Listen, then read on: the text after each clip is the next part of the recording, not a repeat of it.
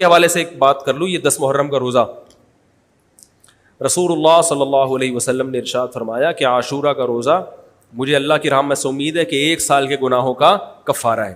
تو بڑی فضیلت ہے. رمضان کے بعد سب سے زیادہ فضیلت عاشورہ کے روزے کی ہے, 10 محرم کا روزہ. سمجھ رہے ہیں؟ محرم میں ہمیں شریعت نے کیا کرنے کا حکم دیا ہے, اسلام کیا کہتا ہے؟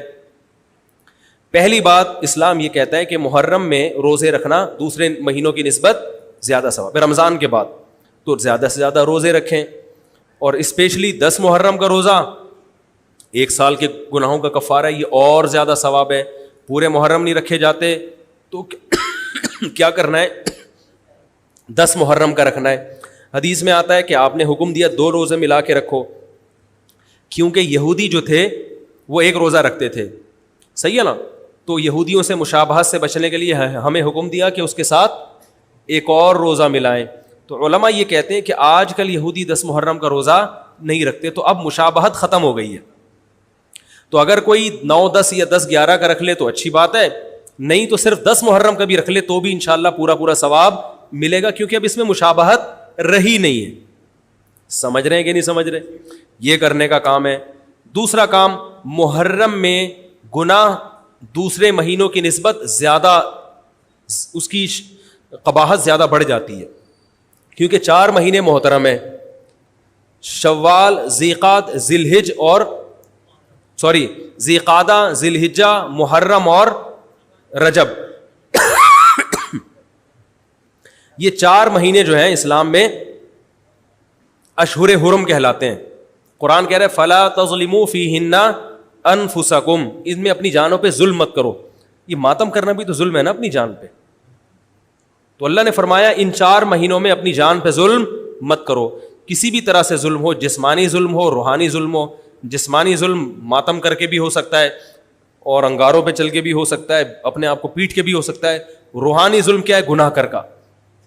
تو نہ گناہ کرنے کی اجازت, نہ کسی اور طرح سے. عام مہینوں میں بھی ظلم کی اجازت نہیں ہے, نہ اپنے اوپر اور نہ کسی اور پر. تو ان 4 مہینوں میں ظلم کی نوعیت بڑھ جاتی ہے. سمجھ رہے ہیں؟ یہ ایک محرم کی فضیلت ہے اسلام میں.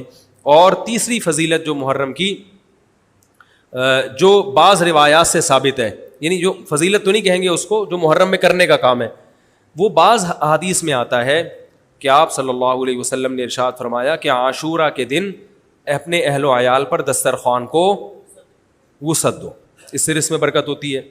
لیکن یہ جو حدیث ہے یہ ضعیف ہے, سند کے لحاظ سے پاورفل اور مضبوط نہیں ہے.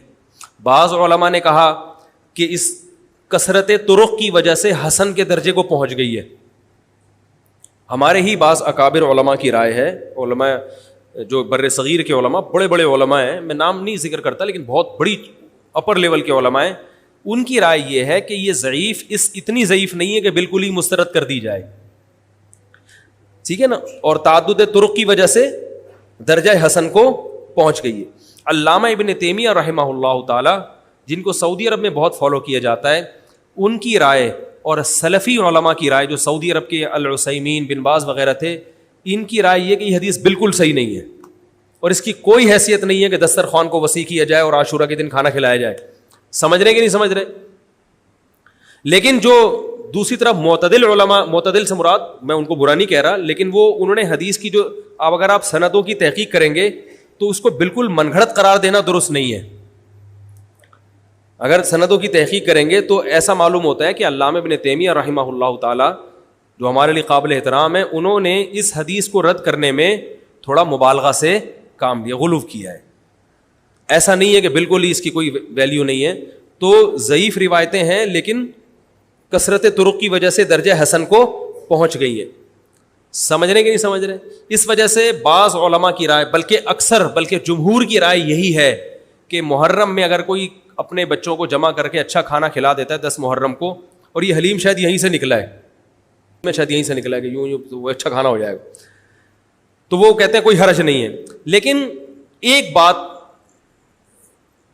جو دوسرے علماء کہتے ہیں, جو میری بھی سمجھ میں آتا ہے, بلکہ میں نے پہلے کہیں پڑھا تو نہیں, میرا دماغ اس طرف گیا, لیکن اس کی تائید میں علماء کے فتاوی مل گئے. دیکھو, اگر کوئی حدیث ضعیف ہو یا حسن ہو تو صرف حسن ہونا کافی نہیں ہے, یہ دیکھا جائے گا کہ یہ دوسری صحیح حدیثوں سے ٹکرا تو نہیں رہی ہے. یہ بھی ایک فقہ کا اصول ہے کہ اگر ایک کمزور چیز ہے لیکن وہ طاقتور دلیل سے ٹکرا رہی ہے تو پھر اس کمزور چیز کو بالکل رد کیا جائے گا. تو عاشورہ کے دن روزہ رکھنے کا حکم ہے, یہ بالکل بخاری مسلم کی صحیح حدیث سے ثابت ہے.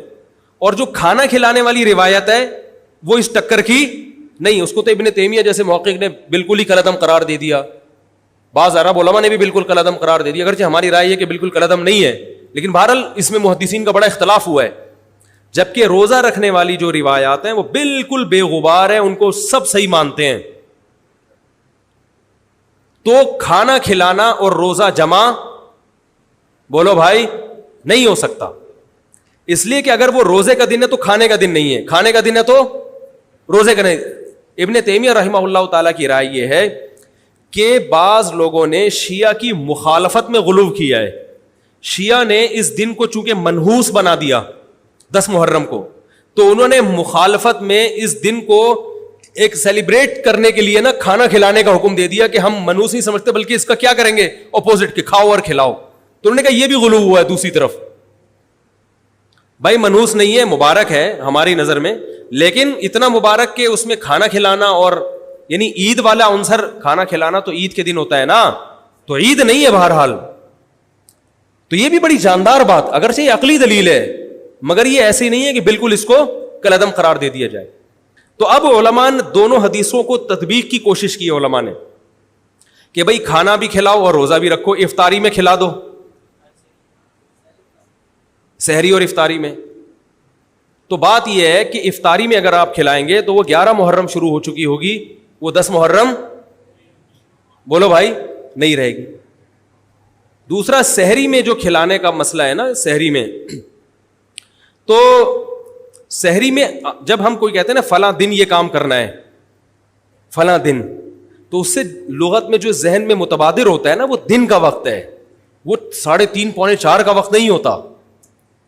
یہی وجہ ہے کہ جو لوگ اس حدیث پر عمل کرتے ہیں عاشورہ والی, وہ دن میں کھانا کھلاتے ہیں, دوپہر کے ٹائم لنچ کرتے ہیں. وہ افطاری میں تو ویسے ہی دسترخوان وسیع ہوتا ہے بھوک کی وجہ سے.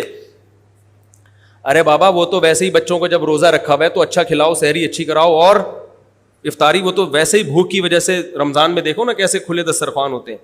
تو میں نے بڑی کوشش کی دونوں حدیثوں کو جمع کریں, لیکن تکلف کے بغیر یہ ممکن نہیں ہے. تو فقہ کا ایک اصول ہے کہ جب کوئی بے غبار صحیح حدیث ہوتی ہے اور اس سے ایک اصول ثابت ہو رہا ہے تو اس کے مقابلے میں اگر کمزور روایت آئے گی جو اس سے ٹکرا رہی ہوگی تو اس کمزور روایت کو, اگرچہ وہ موضوع من گھڑت نہیں ہے, لیکن اس کمزور کو اس صحیح حدیث کی مخالفت کی وجہ سے بولو بھائی رد کر دیا جائے. اس لیے میرا نالائق کا موقف یہ ہے, میں بہت نالائق ہوں, میں اتنی بڑی بڑی باتیں کرتا نہیں ہوں, لیکن ساڑی عقلچ یہ چیز آندھی نہیں ہے کہ بھائی جو روزے کا دن ہے وہ بھوکے پیاسے رہنے کا دن ہے, وہ کھانے کھلانے کا نہیں ہے. افطاری میں تو ویسے ہی کھاؤ بھی کھلاؤ بھی.